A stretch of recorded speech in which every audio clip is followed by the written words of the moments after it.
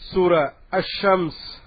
அளவற்ற அருளாளனும் நிகரற்ற அன்புடையோனுமாகிய அல்லாஹுவின் திருப்பெயரால் துவங்குகின்றேன்.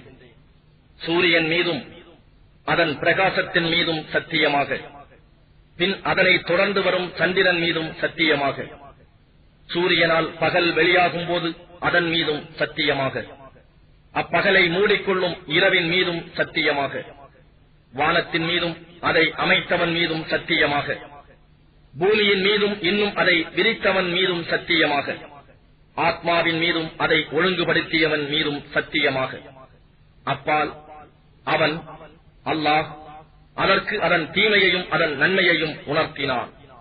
அதை ஆத்மாவை பரிசுத்தமாக்கியவர் திடமாக வெற்றி அடைந்தார். ஆனால் எவன் அதை பாவத்தில் புகுத்தினானோ அவன் திட்டமாக தோல்வி அடைந்தான். சமூது கூட்டத்தினர் தங்கள் அக்கிரமத்தினால் சாலிஹ் நபியை பொய்ப்பித்தனர். அவர்களில் கேடுகெட்ட ஒருவன் விரைந்து முன்வந்தபோது அல்லாஹுவின் தூதர் சாலிஹ் அவர்களை நோக்கி, இப்பெண் ஒட்டகம் அல்லாஹ் உடையது, இது தண்ணீர் அருந்த தடை செய்யாது விட்டுவிடுங்கள் என்று கூறினார். ஆனால் அவர்கள் அவரை பொய்ப்பித்து அதன் கால் நரம்பை தரைத்து விட்டனர். ஆகவே அவர்களின் இந்த பாவத்தின் காரணமாக அவர்களுடைய ரப்பு அவர்கள் மீது வேதனையை இறக்கி அவர்கள் யாவரையும் அழித்துச் சரியாக்கிவிட்டார்.